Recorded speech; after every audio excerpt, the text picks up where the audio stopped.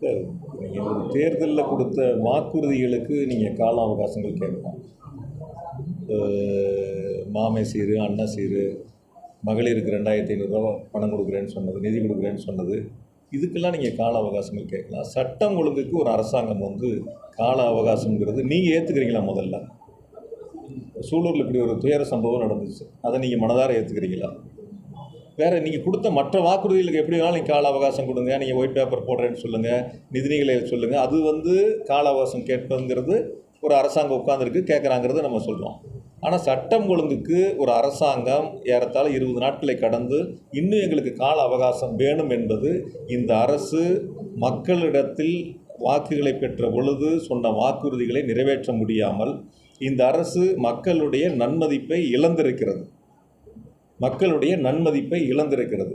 எந்த இடங்கள்லையும் குறிப்பாக எந்த வேட்பாளர்களும் நீங்கள் கோயம்புத்தூரில் சொல்லுங்கள், 10 தொகுதியில் நின்ற வேட்பாளர்கள் எத்தனை வேட்பாளர்கள் அந்த தொகுதி முழுவதும் சென்று மக்களை சந்தித்து வாக்குகளை சேகரித்தார்கள்?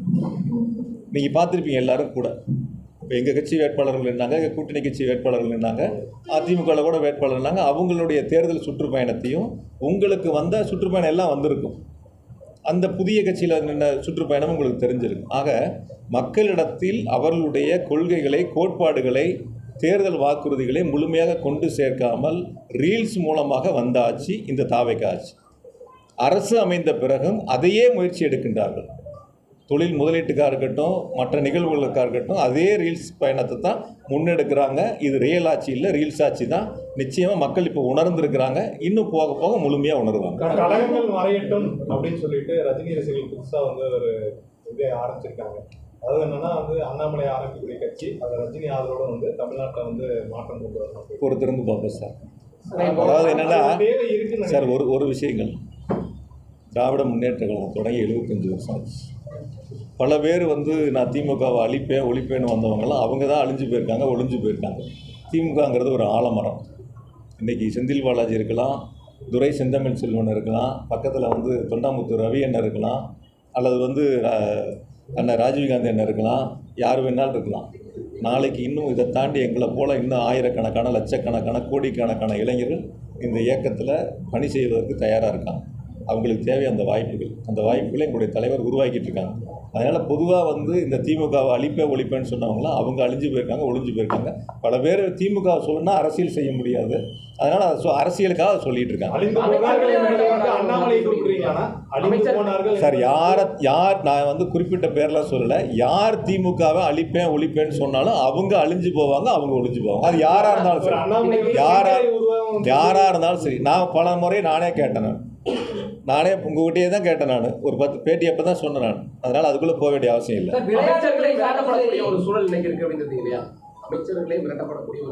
நான் சொல்லலை, அவங்க சொன்ன பதிலுக்கு நான் சொன்னேன். அவர் தானே சொன்னார். அவர் என்னையே மிரட்டி பார்க்குறாங்கன்னு சொன்னால் நீங்கள் தான் சொன்னீங்க. இப்போ நான் அந்த பேட்டியை கூட பார்க்கல, நீ சொன்ன கருத்துலேருந்து நான் சொன்னேன். ஒரு அமைச்சராக இருக்கிறவர் என்னையே மிரட்டி பார்க்குறாங்க அப்படின்னா, இப்போ யாரோ ஒருத்தர் மிரட்டக்கூடிய அளவுக்கு தைரியம் இருக்குன்னா அப்போ சட்டம் ஒழுங்கு எப்படி இருக்குன்னு நீங்கள் பார்த்துக்க வேண்டியதான். கரூரில் உரிய பாதுகாப்பு இல்லைன்னு சொல்லி வீட்டுக்கு அழைச்சி ஆறுதல் தெரிவிச்சாரு அந்த இறந்த குடும்பங்களை. இப்போ அவங்க ஆட்சி தான் நடக்குது, இது வரைக்கும் அவர் கரூர் கூட வரல. சார், இந்த கரூர் சம்பவத்தை பற்றி பேசணும்னா ரொம்ப நேரம் அது பேச வேண்டியதாக இருக்குது. எதனால் நடந்துச்சு, எப்படி நடந்துச்சுங்கிறதெல்லாம் முழுமையாக நீங்களும் உங்கள் தொலைக்காட்சிகள், உங்களுடைய பத்திரிகைகள் எல்லோரும் அங்கே இருந்தாங்க, நேரில் பார்த்தாங்க. அது ஒரு மிக மோசமான ஒரு துயர சம்பவம். அந்த சம்பவம் நடந்து கூட யாரும் ஆறுதல் சொல்ல போகலை, யாரும் மருத்துவமனைக்கு அந்த இயக்கத்திலேருந்து யாரும் வரலை. திருச்சி விமான நிலையத்தில் பத்திரிகையாளர் கேள்வி கேட்ட போது கூட அந்த கட்சியினுடைய தலைவர் பதிலளிக்காமல் உள்ளே தான் போனதெல்லாம் நீங்கள் பார்த்தீங்க. அதுக்கு பிறகு கூட இன்ன வரைக்கும் அரசு பொறுப்பேற்று 1 மாத காலமாக 20 நாளைக்கு மேலே பத்திரிகையாளர் கூட சந்திக்கலை. டெல்லி போனால் எல்லா முதலமைச்சர்களும் பிரதமரை பார்த்தாங்கன்னா பத்திரிகையாளர் சந்திப்புங்கிறது இருக்குது, அது கூட பத்திரிகையாளர் சந்திப்பும் இல்லை. அதனால் இந்த அரசை பொறுத்த வரைக்கும் நீங்கள் எப்படி கூட மக்கள் எங்ககிட்ட சொல்ல கருத்து என்னென்னா, நாங்கள் நேற்று கூட நன்றி சொல்ல போனோம், மக்கள் சொன்ன கருத்துக்களை பொறுத்து நான் உங்களுக்கு முன்வைக்கிறேன். இந்த அரசை பொறுத்த வரைக்கும் ஒரு வெளிப்படைத்தன்மை இல்லை. இந்த அரசை பொறுத்த வரைக்கும் மக்கள்கிட்ட சொன்ன வாக்குறுதிகளை நிறைவேற்றக்கூடிய ஒரு அரசு இல்லை. எந்த வாக்குறுதி விவசாயிகளுக்கு சொன்னாங்க, 5 ஏக்கருக்கு கீழே இருக்கிற எல்லாத்துக்கும் தள்ளுபடினாங்க, 5 ஏக்கருக்கு மேலே இருக்கிறவங்களுக்கு 50% தள்ளுபடினாங்க. ஆனால் இப்போ 1 லட்ச ரூபாய்க்கு மேலே வாங்கியிருந்தால் 5000 ரூபா தான் தள்ளுபடின்னு சொல்கிறாங்க. அந்த விவசாயி கேட்குறாங்க, நான் 1 லட்சம் கட்டக்கூடியவன் இன்னொரு 5000 ரூபா என்னால் சேர்த்து கட்ட முடியாதான்னு கேள்வி கேட்குறாங்க. ஆக சொல்வது ஒன்று செய்வது ஒன்றாக இருக்கின்றன. இதுதான் இந்த அரசினுடைய இன்றைய நிலை. இதுதான் மக்கள் வந்து புரிஞ்சிருக்காங்க. எம்ஜிஆர் தொடர்ந்து கிளைம் பண்ணிக்கிறாங்க முதல்வர் அவர்களை இப்போ விஜய் அவர்களை. இது வரைக்கும் ஒரு எம்ஜிஆர் சமாதி கூட போய் மரியாதை செய்யணும். நீங்கள் ஆல்ரெடி அதிமுக இருந்தவர். அது சார், சில நேரங்கள் சில அரசியல் கட்சியினுடைய தலைவர்களுடைய பெயரை பயன்படுத்தி அந்த வாக்குகளை தன் பக்கம் ஈர்ப்பதற்கான அந்த முயற்சிகளுக்கான மடைமாற்றமாக பயன்படுத்துகிறாங்க. அதுதான் ஒரு அமைச்சர் சொன்னாங்க, ஒரு கட்சியிலேருந்து 90 விழுக்காடு எல்லாம் எங்ககிட்ட வந்து சேர்ந்துருவாங்க அப்படின்னு. அதான் அவங்களுடைய எதிர்பார்ப்பு. அந்த மாதிரி சொன்னால் கொஞ்சம் பேர் வருவாங்களாங்கிறவுடைய எதிர்பார்ப்பு. அந்த எதிர்பார்ப்பு வந்து அவங்களுக்கு எப்படி பூர்த்தியாங்கிறத அவங்க தான் பார்க்கணும்.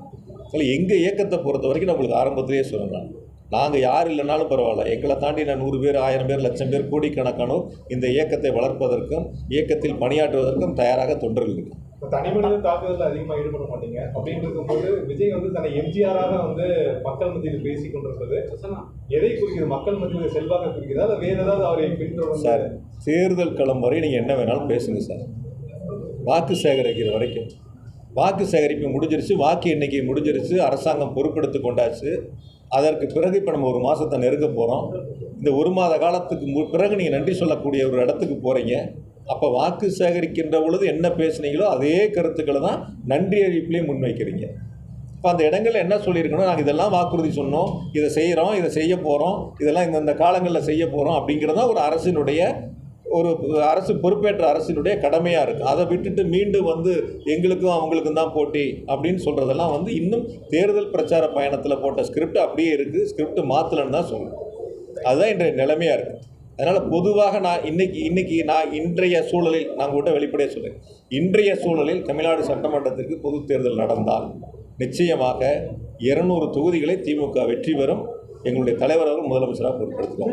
அந்த அளவிற்கு மக்களுடைய மனநிலை இன்னைக்கு ஒவ்வொரு மக்களும் சொல்லக்கூடிய கருத்துக்கள் அந்த அளவுக்கு கீழ்மட்டம் வரைக்கும் அப்படி இருக்கு. அதனுடைய முடிவுகள் எப்படி இருக்கு? இப்போ பெருந்துறை தாராபுரம் வந்து உங்கள் கட்டுப்பாட்டுக்கு கீழே தான் வருது. அந்த தொகுதி 6 மாதத்துக்குள்ள வந்து இடைத்தேர்தல் வர இருக்குது. அதனுடைய முடிவுகள் எப்படி? பெருந்துறை ஈரோடு இடைத்தேர்தல் சொன்னால் எங்கள் தலைவர் என்ன முடிவு எடுக்கிறாங்க, என்ன எங்களுக்கு உத்தரவு போடுறாங்களோ அதுக்கு பிறகு தான் அது சம்மந்தமான கருத்துக்களோ அல்லது பணிகளை சொல்ல முடியும்.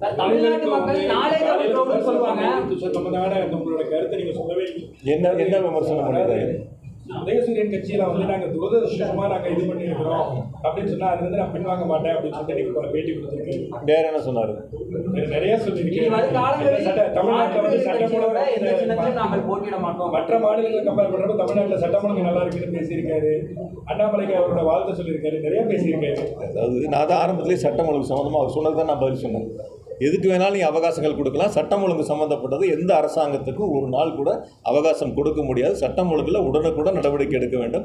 அது இந்த அரசாங்கம் நடவடிக்கை எடுக்க தவறிவிட்டது. தொகுதியின் முதல் பணி அப்படின்னு என்னவா இருக்கும்? அதே சமயம் பெரியார் உணவு வந்து 300 கோடியில் வந்து முழுக்க முடிஞ்சிருச்சு. நீ 1 மாதமாக நீ அதுக்கு நான் திறப்பு பண்ணியிருக்கேன். உங்களோட சார்பாக என்ன? எங்கள் தலைவர் கோயம்புத்தூருக்கு பிரச்சாரத்துக்கு வரும்போது முதலமைச்சராக இருந்து சொன்னாங்க, ஆட்சி பொறுப்பேற்றவுடன் முதல் நிகழ்ச்சியாக எங்களுடைய கோவையில் பெரியார் அறிவுலகத்தை திறந்து வைக்க வர வேண்டாங்க. துரதிருஷ்டவசமாக ஆட்சி மாற்றம் ஏற்பட்டு புதிய அரசு வந்திருக்கிறது. அதுக்கு வந்து ஆய்வு பண்ணி பார்த்துருக்குறாங்க. எப்போ திறப்பாங்கிறது தெரியல. நீ அவர்கள் எடுக்க வேண்டிய முடிவு அது. நிறைய குறைபாடுகள் இருக்கு. அதாவது குறைபாடுகள்ங்கிறதுக்கும் கூடுதலாக தேவைங்கிறதுக்கும் வித்தியாசம். குறைபாடுகள் அப்படின்னு நீங்கள் சொன்னீங்கன்னா என்ன திட்டம் ஏற்கனவே போட்டிருந்தாங்களோ அதை செய்யாமல் இருந்தால் அது குறைபாடுகள் அர்த்தம். அதில் கூடுதல் வசதிகள் தேவைப்பட்டால் அது குறைபாடுகள் அல்ல. ஆக என்ன மதிப்பீடுகள் தயார் செய்யப்பட்டு என்ன வடிவமைப்பு செய்யப்பட்டதோ அதை முழுமையாக செஞ்சுருக்காங்க. அதில் எந்த விதமான மாற்று கருத்து இல்லை. அவங்க ஏதாவது கூடுதல் வசதிகள் ஏற்படுத்துகிறோன்னா அதை ஏற்படுத்திக்கலாம். அது குறைபாடுன்னு சொல்ல முடியாது.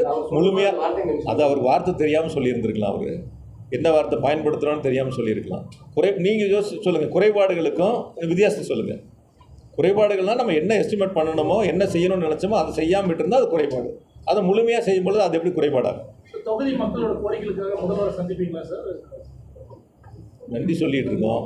தொகுதி மக்களுடைய கோரிக்கைகளை கேட்டுக்கிட்டு இருக்கோம். ஏற்கனவே அது முழுமையாக ஓரளவுக்கு செஞ்சுருக்கிறோம்.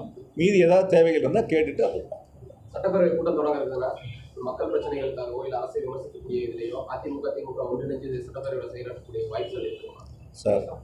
அதாவது நேற்று கூட நான் உங்கள்கிட்ட சந்திக்கும் போது சொன்னேன், திமுகவை பொறுத்தவரை இந்த தாவேக அரசு செய்யக்கூடிய தவறுகளை சட்டமன்றத்திலும் சரி பொதுவெளியிலும் சரி தட்டி கேட்க நாங்கள் தைரியமாக தட்டி கேட்க எங்களுடைய எதிர்க்கட்சி தலைவர் மாண்புமிகு சின்னவர் அவர்கள் மிக தெளிவாக நம்பிக்கை வாக்கெடுப்பின் போது உரையாற்றினார். நீங்கள் அதை எல்லாரும் பார்த்தீங்க.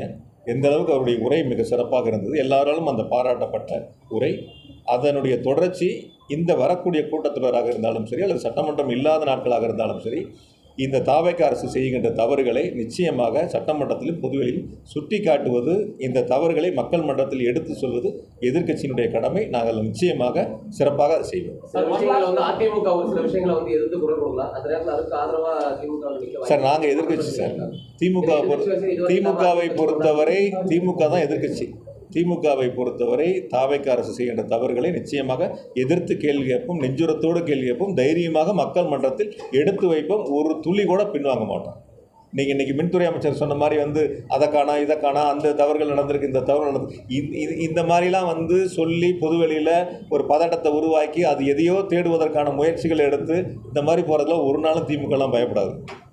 ஒரு நாளும் திமுக பயப்படாது. அப்படிப்பட்ட இயக்கம் அல்ல திமுக. மிஸ்ஸாவை கண்டு பயப்படாத அஞ்சாத ஒரு இயக்கம் திமுக. திமுகவில் இருக்கிறவங்களாம் ஜெயிலை கண்டு பயந்தது கிடையாது, ஒரு நாளும் பயப்பட போகிறதும் கிடையாது. இவங்களுக்கு வேணால் பயந்துக்கிட்டு விமான நிலையத்தில் ஓடி போய் ஃப்ளைட் ஏறி பிடிச்சி ஆறுதல் சொல்லக்கூட பாதிக்கப்பட்ட மக்களை சந்திக்கிறது கூட தைரியம் இல்லாத ஆட்கள் இன்றைக்கி இருக்கக்கூடிய அரசாங்கத்தில் இருக்கக்கூடிய அமைச்சர்கள் உட்பட முதலமைச்சர் வரை. அதனால் நீங்கள் அப்படிப்பட்டு அவங்களோட சேர்த்துலாம் பார்க்க வேண்டியதில்லை. நாங்கள் தைரியமாக இந்த அரசு செய்கின்ற தவறுகளை மக்கள் மன்றத்திலையும் சொல்லுவோம், சட்டமன்றத்திலையும்